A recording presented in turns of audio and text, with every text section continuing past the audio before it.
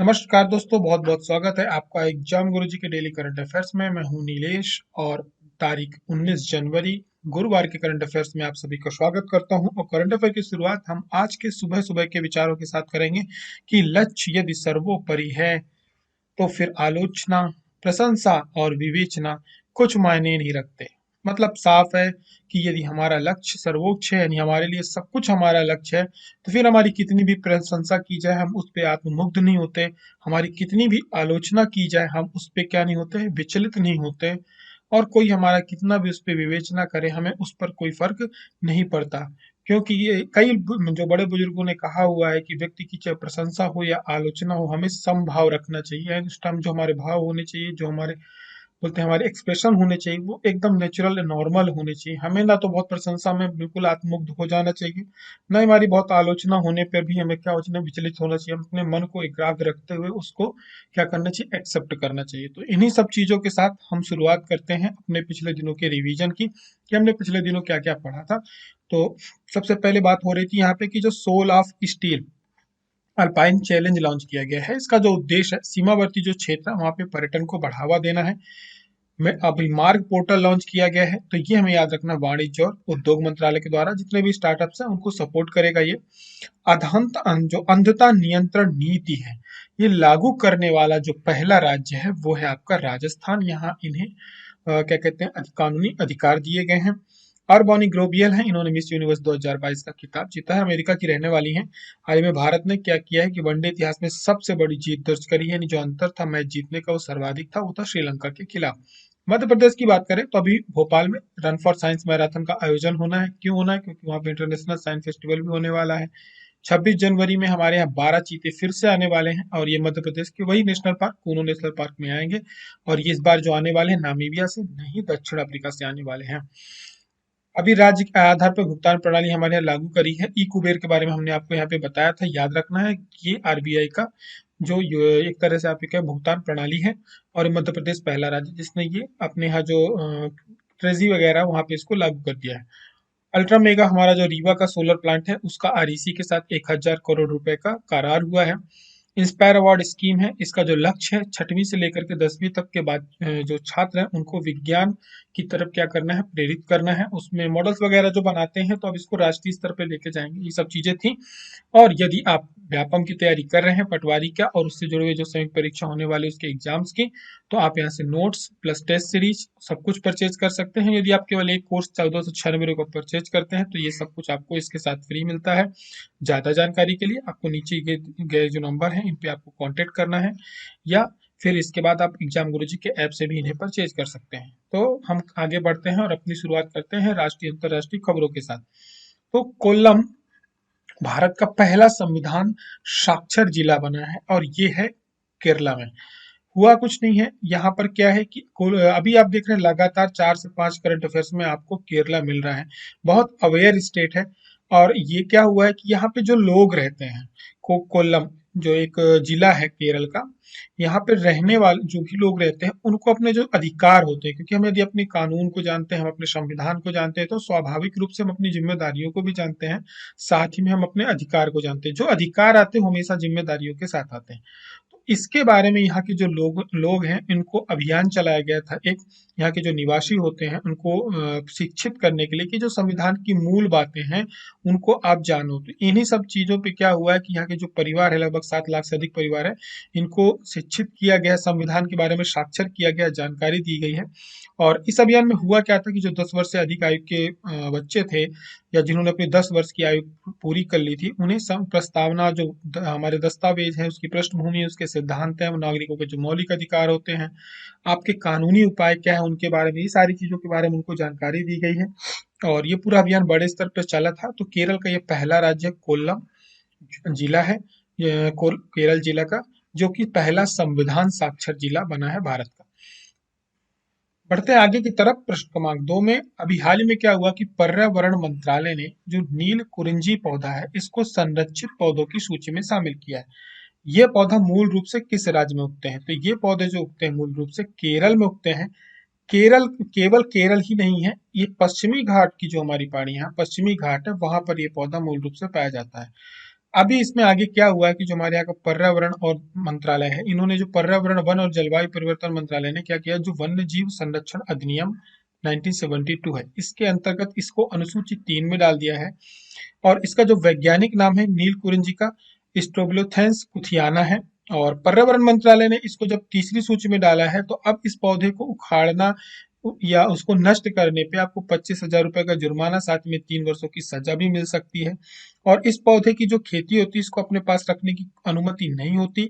और इस सूची में जब शामिल हो जाते हैं, तो इसके बाद आपको कई प्रकार के और अन्य गतिविधियों को भी रोक लग जाती है।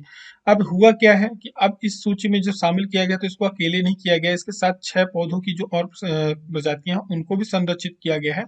तो इस प्रकार से हमारे जो संरक्षित सूची है, उनकी जो संख्या हो जाती है वो 19 हो जाती है।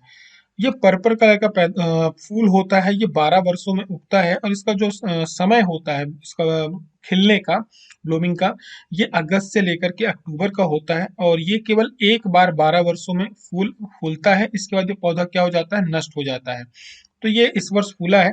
और ये विशेषकर क्या होता है, जो उष्ण कटिबंधीय पौधा है, यदि आपसे कभी पूछा जाए तो ये ध्यान रखना, ये उष्ण कटिबंधीय पौधे की प्रजाति है। और विशेषकर यदि घाट से जुड़ा हुआ प्रश्न आ जाए कि भारत की किस घाट में होता है, तो ये हमें ध्यान रखना ये कि पश्चिमी घाट में, 16 के जंगलों में मूल रूप से पाया जाता है। अब उसमें पश्चिमी घाट में हमारी जो सेवराई की पहाड़ियां हो गई, केरल में अन्नामलाई पहाड़ियां हो गई, कर्नाटका में सेंडरू पहाड़ियां हो गई, यहाँ पर ये पौधा पाया जाता है। ये बैंगनी और नीले रंग के होते हैं, 12 साल में एक बार उगते हैं। इनमें कोई किसी प्रकार की कोई गंध या कोई औषधि महत्व भी नहीं है इनका। देखने में बहुत खूबसूरत लगते हैं, सुंदर लगते हैं।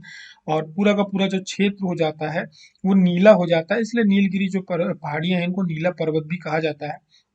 और ये दुर्लभतम पौधों की प्रजातियों में होता है, क्योंकि स्वयं सीधी बात है, यदि 12 साल में उग रहा है तो दुर्लभतम होगा ही। और इसको लुप्त जो प्राय प्रजाति है उसके रूप में अब इसको वर्गीकृत कर दिया गया है। आगे की तरफ बढ़ेंगे, बात करेंगे प्रश्न क्रमांक 3 की। हाल ही में क्या हुआ है कि जो एएसआई है, इन्होंने 1200 साल पुराने 2 लघु स्तूपों की खोज करी है। तो ये खोज कहाँ करी है, तो ये खोज इन्होंने करी है नालंदा में। और नालंदा जो है बिहार के पटना उसमें मंडल में आता है, पटना सर्किल में आता है, संभाग में आता है। तभी क्या हुआ, भारतीय पुरातत्व सर्वेक्षण ने नालंदा में, जो वहाँ का हमारा नालंदा महाविहार है, ठीक है, विश्व विरासत स्थल है, तो यहाँ पर इन्होंने एक टीले में इसकी खोज करी है, जिसको 1200 साल पुराना है। और ये लघु स्तूप है। और इसमें कुछ बुद्ध की आकृतियां भी उकेरी गई हैं, जिसके आधार पर बताया गया है कि इसकी, क्योंकि बुद्ध की आकृतियां हैं, तो स्वाभाविक रूप से इसकी जो आयु होगी वो 12 वर्ष पुरानी मानी जाएगी। अब इस पे आगे की कार्रवाई हो रही है, जैसे जैसे जानकारियां आती जाएंगी कि किसके समय पे इसका निर्माण हुआ था, इसका निर्माणकर्ता कौन है, तो सारी ऑथेंटिक जानकारी आएगी, तो धीरे धीरे हमें मिलती जाएगी। क्योंकि एक लंबी प्रक्रिया होती है, क्योंकि उसका ऐतिहासिक पक्ष देखने में, उसकी खोज करने में काफी समय लगता है। बात करें यदि नालंदा महाविहार की, तो ये नालंदा का एक महाविहार था, जो मगध काल में, जो आधुनिक बिहार हमारा, वो उस टाइम पे मगध कहलाता था। और यहाँ पर एक काफी बड़ा बौद्ध मठ है। और बौद्धों की जो यूनिवर्सिटी भी रही वहाँ पे, फायान भी वहाँ पे आए थे पढ़ने। तो दुनिया का पहला आवासीय विश्वविद्यालय, प्राचीन दुनिया में अध्ययन का सबसे बड़ा केंद्र भी माना जाता था। और इसकी जो स्थापना हुई थी गुप्त काल के समय पे की गई थी। आगे की तरफ बढ़ेंगे, बात करेंगे प्रश्न क्रमांक 4 की। हाल ही में क्या हुआ है कि हैदराबाद के जो आखिरी निजाम है, मुकर्रम जा बहादुर, इनका निधन हुआ है। तो हमें ये बताना इनका निधन कहाँ हुआ है, तो इनका निधन जो हुआ है, तुर्की की जो राजधानी है इस्तांबुल, वहां पे हुआ है। और ये आखिरी निजाम भी थे हैदराबाद के, 8वें निजाम थे। इनका नाम प्रिंस मुकर्रम जहां बहादुर था, 89 साल की उम्र थी। 14 जनवरी को भी इनका तुर्की में निधन हुआ है। और लेकिन इनकी जो अंत्येष्टि की जा रही है वो कहाँ की जा रही है, हैदराबाद में की जा रही है। बात करेंगे तो इनका जो जन्म हुआ था मीर हिमायत अली खां उर्फ आजम जहाँ बहादुर के घर पे हुआ था। मीर उस्मान अली खां के ये पहले बेटे थे। 1948 में भारतीय संघ में जब विलय हुआ था, तो उस समय पे ये हैदराबाद रियासत के 7वें निजाम थे। इनकी जो माँ रही है, ओटोमन साम्राज्य जो रहा है उस उनकी बेटी रही है तृतीय की। और राजकुमार जो मुकर्रम जहां के दादा थे, जो कि 14 जून 1954 को आसफ जाही राजवंश के प्रमुख रूप में नामित हुए थे। और इनकी जो पहचान की जाती है हैदराबाद के 8वें निजाम और आखिरी निजाम के रूप में की जाती है। यहाँ से इनकी जो निजामत है वहां पर समाप्त हो जाएगी। वैसे भी खत्म कर दी गई थी, हमारे यहाँ राजशाही खत्म हो गई है, भारत एक लोकतांत्रिक देश है। और इनको जो उत्तराधिकार को भारत द्वारा संवैधानिक रूप से मान्यता दी गई थी 1971 में, जब ये सारी चीजें खत्म हो गई, ये जो रजवाड़े थे सब समाप्त कर दिए गए, तो इन्हें फिर हैदराबाद का राजकुमार कहा जाता था। और फिर इसके बाद जब इनको फिर प्रिवी पर्स का वो भी दिया गया था। ठीक है, तो ये आखिरी निजाम थे, इनका नाम याद रखना। लेकिन कई बार हमारे यहाँ जो एग्जाम में पूछ लिया जाता है उनका निधन कहाँ हुआ है, विशेषकर जिनका निधन बाहर होता है देश के, हमारे देश के होते हैं तो उनके बारे में जरूर पूछा जाता है। तो याद रखना, तुर्की की राजधानी इस्तांबुल में हुआ है। आगे की तरफ 5वें प्रश्न में, हाल ही में राष्ट्रीय शिक्षा अनुसंधान जो प्रशिक्षण परिषद है, इन्होंने छात्रों के आकलन के लिए भारत सरकार का एक कार्यक्रम है जिसको अब क्या कर दिया, अधिसूचित कर दिया है। तो ये कार्यक्रम कौन सा है, तो ये कार्यक्रम है परख। परख नाम से समझ में आ रहा होगा, लेकिन इसका इंग्लिश में जो नाम है वो हमें याद रखना, कभी फुल फॉर्म आ जाए तो performance assessment review and analysis of knowledge of holistic department. तो मेन इसमें है परफॉर्मेंस असेसमेंट रिव्यू और एनालिसिस, तो PARAK नॉलेज। ठीक है, तो ये इसका कार्यक्रम था। अभी क्या हुआ है कि जो राष्ट्रीय शिक्षा परिषद है और इन्होंने क्या किया है, इसको अधिसूचित कर दिया है परख को। तो अब ये सरकारी कार्यक्रम है। तो अब इसमें होता क्या है, इसमें जो स्टूडेंट्स होते हैं, क्योंकि ये राष्ट्रीय शिक्षा नीति जो हमारी नेप 2020 लागू की गई है, तो उसमें मुख्य फोकस क्या है कि जो स्टूडेंट्स हैं, विशेषकर जो स्कूलों के कॉलेजों के, इनको प्रैक्टिकल एजुकेशन की तरफ लेकर के जाना है, कि ना तो रटंत विद्या की तरफ लेकर के जाना है। उन्हें रटने पर जोर नहीं देना है, उन्हें व्यवहारिक शिक्षा की तरफ मूव करना है। तो उन्हीं सब उद्देश्यों के साथ ये कार्यक्रम चलाया जा रहा है। इसके अलग अलग घटक हैं। लोगों की परख की जाएगी, उनके बारे में अलग अलग तरीके से देखा जाएगा, उनको ट्रेंड किया जाएगा। स्टूडेंट्स के लिए पूरा का पूरा प्रोग्राम होगा, मूल्यांकन किया जाएगा, ताकि उनके अंदर एक गहरी समझ विकसित हो, किसमें क्या कमी है, उसको किस प्रकार से दूर किया जा सकता है। यही सब चीजें होंगी। परख का याद रखना है कि ये किससे जुड़ा हुआ है, शिक्षा मंत्रालय से जुड़ा हुआ है। आगे की तरफ बढ़ेंगे और बात करेंगे, यदि आप MPPSC की तैयारी कर रहे हैं तो आप, क्योंकि आपको पटवारी प्लस MPPSC दोनों के एग्जाम्स आपके आगे पीछे ही, ज्यादा गैप नहीं है, लगभग 20 से 25 डेज का आपको टाइम मिलेगा। तो तैयारी तो देखिए आपको दोनों को पैरेलल ही करनी पड़ेगी। यदि आप टेस्ट सीरीज ज्वाइन करना चाहते हैं तो आप एग्जाम गुरुजी के प्लेटफॉर्म से कर सकते हैं। 499 की टेस्ट सीरीज है, इसमें ऑफर चल रहे हैं। टेस्ट इसमें अपडेट कर दिए गए हैं, लगभग 70 के आसपास टेस्ट अपडेट हो गए। मध्य प्रदेश के किस जिले में माइनिंग इंजीनियरिंग कॉलेज की स्थापना की जाएगी, तो ये की जाएगी सिंगरौली में। और अभी क्या है, मध्य प्रदेश के जो मुख्यमंत्री हैं, इनका भू आवास जो आवासीय भू अधिकार योजना है, इसके तहत क्या है, लोगों को मकान दिए जा रहे हैं अलग योजना के तहत, प्रधानमंत्री आवास योजना के तहत। लेकिन जो आवासीय भू अधिकार योजना है, इसमें क्या दी जा रही है, जमीन दी जा रही है। तो इन्हीं का एक कार्यक्रम होने वाला सिंगरौली पे, जहाँ ये कई प्रकार के जो अन्य चीजें हैं, गतिविधियां हैं, मेडिकल कॉलेज की स्थापना हो गई, तो उसी क्रम में ये माइनिंग कॉलेज खोला जाएगा वहां पे। और अलग अलग कार्यक्रम रहेंगे मुख्यमंत्री के। 19 तारीख को इनका कार्यक्रम है। और बात करी जाए सिंगरौली की, तो मध्य प्रदेश का 5वां जिला था। 24 मई 2008 को सीधी से अलग करके बनाया गया था। और ये मध्य प्रदेश की जो ऊर्जा राजधानी भी इसे कहा जाता है। और क्योंकि ये माइनिंग की यदि बात करो, तो मध्य प्रदेश का जो माइनिंग का टोटल रेवेन्यू है, इसमें 37% हिस्सा अकेले किसका है, सिंगरौली का है। और इसके अलावा यहाँ पे यदि बात करी जाए, तो यहाँ पे रॉक कट गुफाओं का एक समूह है, माड़ा की गुफाएं जिन्हें हम लोग जानते हैं, वो यहीं पे है। और ये 7वीं 8वीं शताब्दी ईसा की हैं। और ये यहाँ से लगी हुई हैं माड़ा की गुफाएं, इन्हें सिंगरौली में माड़ा तहसील है, वहां पे आती है। ठीक है। बैढ़न विशेषकर जो सिंगरौली का जो एक क्षेत्र बैढ़न तहसील है, उसे मेन जो सारे के सारे जो आपको प्लांट मिलेंगे, ये यहाँ पे मिलेंगे। तो ऊर्जा राजधानी सिंगरौली को कहा जाता है। यहाँ पर ये सारे कार्यक्रम होने वाले हैं। फिर यदि और कोई घोषणा होगी कार्यक्रम में, तो उसके हम करंट अफेयर में देखेंगे। मध्य प्रदेश सरकार किस तारीख से विकास यात्रा अभियान प्रारंभ करेगी, तो ये प्रारंभ करेगी 5 फरवरी से। 5 फरवरी को विशेष क्या है, दो बातें हैं। 5 फरवरी भी याद रख सकते हो, या संत रविदास जयंती आप याद रख सकते हैं। तो क्या है, मंत्रिपरिषद जो पूरा का पूरा मंत्रिमंडल है मध्य प्रदेश सरकार का, वो पूरा का पूरा एक विकास यात्रा प्रारंभ करेगा, जिसमें मेन इनका फोकस ये रहेगा कि जितने भी मंत्री हैं अपने जो क्षेत्र, क्योंकि ये चुनावी वर्ष शुरू हो चुका है, अपनी उपलब्धियों के बारे में बताएं, डेवलपमेंट करें जितना ज्यादा से ज्यादा हो सके। ये सारा का पूरा एक तरह से आप ये कह सकते हैं चुनावी अभियान है। लेकिन इसको नाम दिया गया है विकास यात्रा। तो इसमें बहुत सारे शासकीय कार्यक्रम भी होंगे। साथ ही में इस वर्ष जो गणतंत्र दिवस मनाया जाएगा, जन उत्सव के रूप में मनाया जाएगा। यात्रा 5 फरवरी से लेकर के 20 फरवरी तक चलेगी। यात्रा पूरी नहीं हो पाती, कुछ रह जाती है, तो 25 फरवरी तक भी इसको बढ़ाया जा सकता है। आगे की तरफ बढ़ेंगे, बात करेंगे प्रश्न क्रमांक 8 में। अभी हाल ही में क्या हुआ, मंत्रिपरिषद ने जो सामाजिक न्याय निःशक्त जन कल्याण विभाग है, इसका नाम बदल दिया है। इसका नाम बदल करके क्या कर दिया है, सामाजिक न्याय एवं दिव्यांग जन सशक्तिकरण विभाग कर दिया है। इसको आप जोड़ देंगे साथ में। इसकी अधिसूचना अभी क्या हुआ है कि इसकी जारी कर दी गई है। मंत्रिपरिषद ने बहुत पहले निर्णय लिया था कि इसका जो नाम है वो बदला जाएगा। अब बदलने के बाद इसकी अधिसूचना भी जारी कर दी गई है।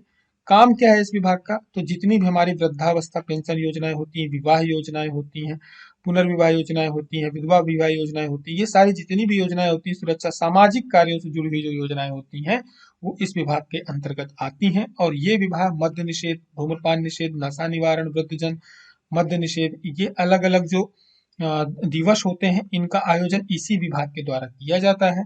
बात करी जाए इस विभाग के द्वारा दिए जाने वाले पुरस्कारों की, तो इसमें एक तो इंदिरा गांधी समाज सेवा पुरस्कार दिया जाता है, दूसरा पुरस्कार विवेकानंद नशा मुक्ति पुरस्कार दिया जाता है। तो ये दो पुरस्कार जो दिए जाते हैं इसी विभाग के द्वारा दिए जाते हैं। ये जो दिवस मनाए जाते हैं इसी विभाग के द्वारा बनाए जाते हैं, और ये जो योजनाएं चलती हैं ये भी इसी विभाग के द्वारा चलती है।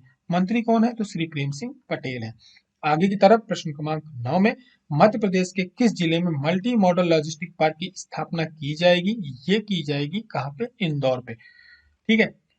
अब होना क्या है कि जो भारतमाला परियोजना है, साथ में इन जो क्या कहते हैं अपने यहाँ चल रही, तो सभी के सभी हाईवेज को जोड़ा जा रहा है। ठीक है। उसमें आपके नेशनल हाईवेज भी आते हैं, साथ में जो हमारे जल मार्ग होते हैं वो भी आते हैं। पूरा का पूरा एक जाल बिठाया जा रहा है भारतमाला परियोजना के अंतर्गत। तो अब ये जो मल्टी लॉजिस्टिक पार्क खोला जाएगा, ये हाईवेज के किनारे खोला जाएगा, और इनका जो उद्देश्य रहेगा वो ये रहेगा कि एक सेंटर बनाया जाए। ठीक है, एक सेंटर बनाया जाए, क्योंकि कई बार क्या हो जाता है कि अलग अलग जगह में लॉजिस्टिक की प्रॉब्लम जाती है, तो उसकी वजह से ट्रैफिक भी होता है, रोडों पे क्या कहता है उसकी वजह से लोडिंग भी बढ़ती है, और हमारा बहुत सारा जो डीजल की खपत होती है इनकी वजह से होती है। तो सरकार का उद्देश्य है कि हम एक बड़ा सा लॉजिस्टिक पार्क बनाए मल्टी लेवल का, और वहां पे जो हमारे हैवी व्हीकल्स हैं उनका जो मूवमेंट होता है उसको हम कम करें, ताकि हमें डीजल की जो खपत है धीरे धीरे देश की कम हो। और भारत की यदि आप बात करो, सबसे बड़ा जो मल्टी मॉडल लॉजिस्टिक पार्क बनाया गया है ये गुजरात के अहमदाबाद जिले के साणंद के पास है। ठीक है। और ये जो पूरी की पूरी योजना रहेगी, ये केंद्रीय सड़क परिवहन राजमार्ग सूक्ष्म लघु उद्यम विभाग हो गया, इनके द्वारा की जाएगी। और पूरे देश में 35 मल्टी मॉडल लॉजिस्टिक पार्क बनाए जाने की योजना है। और सबसे पहला जो मल्टी मॉडल लॉजिस्टिक पार्क बनाया गया था, ये बनाया गया था असम में। ठीक है। बढ़ते हैं हम लोग प्रश्न क्रमांक 10 में। वर्ष 2025-26 तक देश की अर्थव्यवस्था में कितने बिलियन डॉलर के राज्य का योगदान का लक्ष्य रखा गया है? सरकार बहुत बार बोल रही है, ये हमें गिनती नहीं बोलनी है। 550 किसका? बिलियन डॉलर का रखा गया है। ट्रिलियन मिलियन में बिल्कुल नहीं जाना है। तो अभी क्या हुआ है कि इस क्रम में आगे बढ़ते हुए राज्य स्तरीय हमारे यहाँ टास्क फोर्स का गठन किया गया है। ठीक है। और इन्होंने क्या है 2025-26 तक देश की अर्थव्यवस्था में 550 बिलियन डॉलर के राज्य का योगदान का लक्ष्य रखा है। मुख्यमंत्री ने जितनी भी बिजनेस समिट पे वो मिलने गए थे, सब जगह ये बोला है कि हमारा लक्ष्य ये है। और अभी क्या हुआ है कि जो ग्रुप 20 की T20 की अभी बैठक हुई थी भोपाल में, 2 दिन तक ये चली थी, काफी बड़े स्तर की बैठक थी। नीति आयोग के उपाध्यक्ष भी आए हुए थे, पूर्व उपाध्यक्ष भी आए हुए थे, तो वहां पर भी इन्होंने इसको दोहराया गया है। और उपलब्धियां बताई गई हैं कि मध्य प्रदेश की उपलब्धियां क्या है, तो मध्य प्रदेश की जो आर्थिक वृद्धि दर है 19.74% है, जो कि देश में सर्वाधिक है। ये जो विकास दर है ये कोविड के बाद की है, इस चीज को आप ध्यान रखेंगे। कोविड काल में जो लॉकडाउन लगा था उसके बाद मध्य प्रदेश की जब सभी राज्यों की मापी गई है, तो उसमें मध्य प्रदेश की सर्वाधिक रही है।